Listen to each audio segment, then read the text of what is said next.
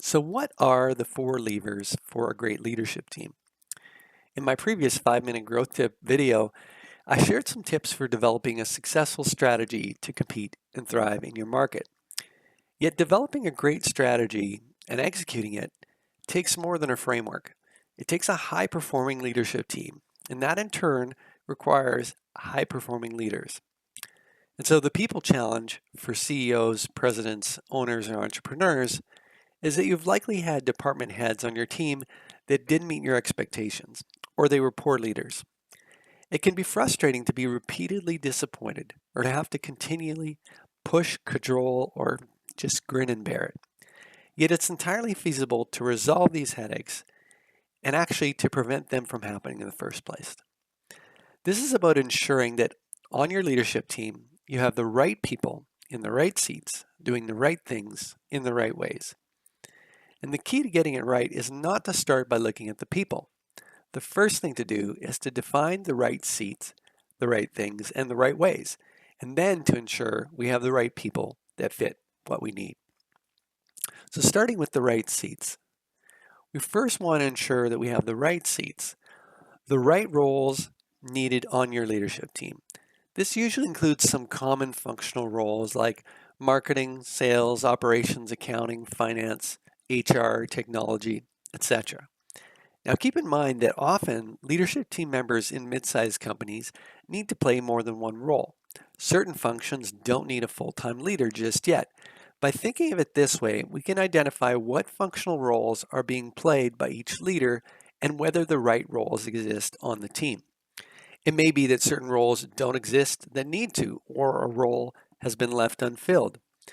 It's also helpful to identify any roles that seem to have more than one person playing them, causing mixed messages and confusion. It may also be that certain leaders are in too many roles, therefore being stretched thin and dropping balls. Having the right seats means having clarity about what roles are needed and where the gaps are and the overlaps. Now, the right things. We also want to get each leader and the whole leadership team on the same page about what each role means and what is expected in terms of results. For example, the role of marketing. The results might be qualified leads.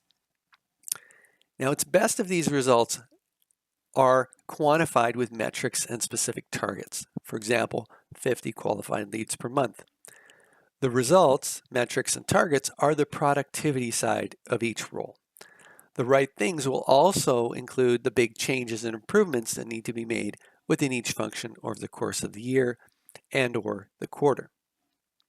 Now, the right ways is the behavioral side of the role. This includes defining the behavioral expectations needed across the leadership team and in fact across the company.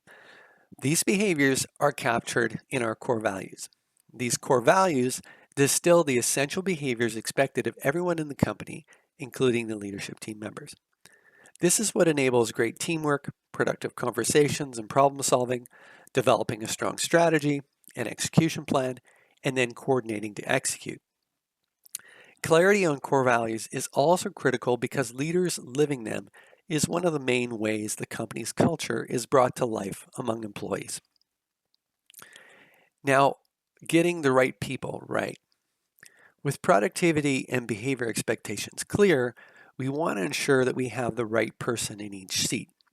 We can ask ourselves, is each person on the leadership team meeting our expectations in terms of both the results expected in their role and the behaviors captured in our core values? Furthermore, if we want to build a thriving company, we'll need A players. We define A players as being among the top 10% of performers for the specific role and for the pay we can afford. And they live and breathe all of our core values. Being a top 10% leader doesn't just mean doing a great job at one's function, marketing, accounting, or human resources, etc. It means getting great productivity from their people, both the quantity and the quality of work. This takes strong planning, communication, delegation, monitoring, and coaching skills. Often leaders tend toward one of two extremes: micromanaging all the time or laissez-faire management all the time.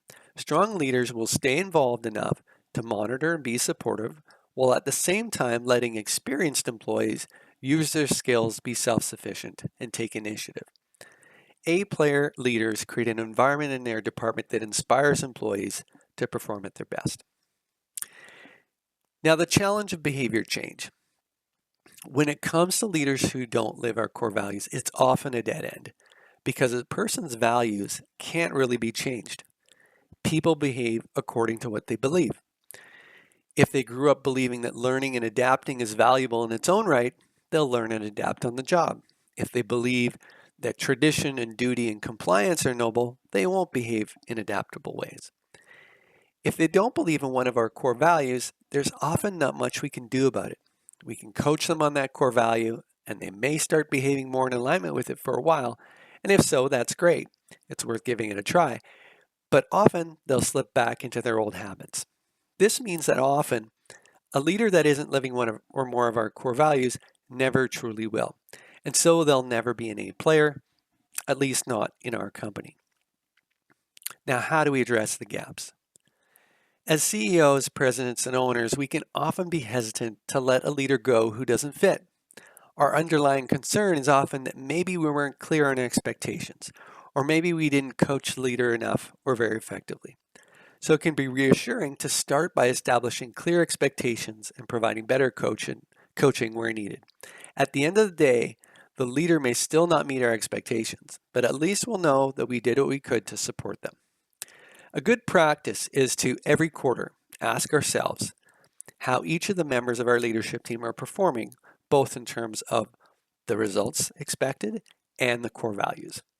Then for any team members that aren't performing, we can ask, what will I do about it this quarter? Will I coach them, or will I cut the cord? If we keep coaching the leader on the same issue quarter after quarter, we should not only question their leadership, we should also question ours. Now, a caution here. Sometimes a leader's poor performance is in fact our fault. It's entirely possible for a CEO to create an environment where people can't perform well. Maybe we're the micromanager, or we're the laissez-faire manager, or we set a poor example by not being accountable or not living some of our core values. If we have just one or two leaders whose performance is in question, and the majority of the leaders reporting to us are performing great, we may have a people issue there. But if most or all of our leaders are struggling, chances are our own leadership is what needs work. Now, sometimes we need to work through the hesitation. Usually the decision to let a leader go isn't a hard one. Once we think it through, it's often pretty clear. It's just that we often avoid thinking it through.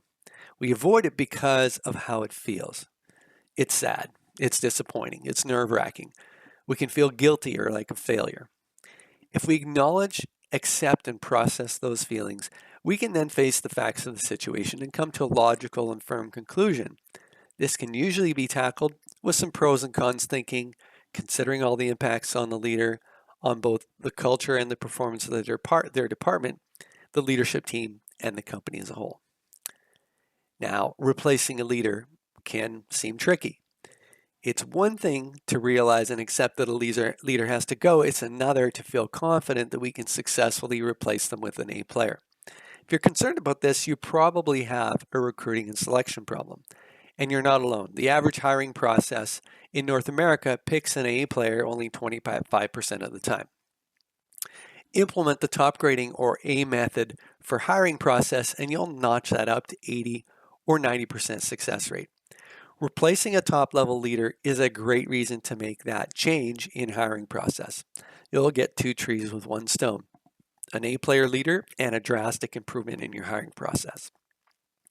As Jim Collins found in his research for Good to Great, the foundation of a thriving company is disciplined people. This includes being a level 5 leader, both determined and humble, and getting the right people on the bus in the right seats on our leadership team. Only then can we create a great strategy collaboratively with our leadership team to achieve efficient team buy-in. And with buy-in and a great leadership team, we can then implement the right structures, systems, and processes to grow our company more rapidly, profitably, and sustainably. Right? Not quite. This is where great execution comes in.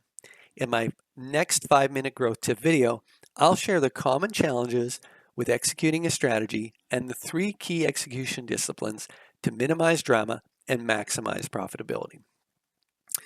Now, if you want to learn more about how you can have more A players in your company and have stronger talent and leaders to grow more easily, quickly, and profitably, and enjoy the ride, try our complimentary Agile Growth Checklist.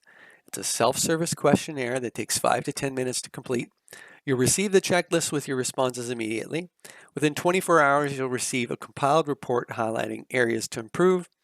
And if you complete section 2 to check your talent processes, you can do that, or complete all 7 sections to find out how your company is doing in each of the 7 areas needed to produce more rapid, profitable, and sustainable growth. This report is completely complimentary and involves no obligation. Just click on the button below to try out that checklist. I hope you found this useful, and we'll see you next time.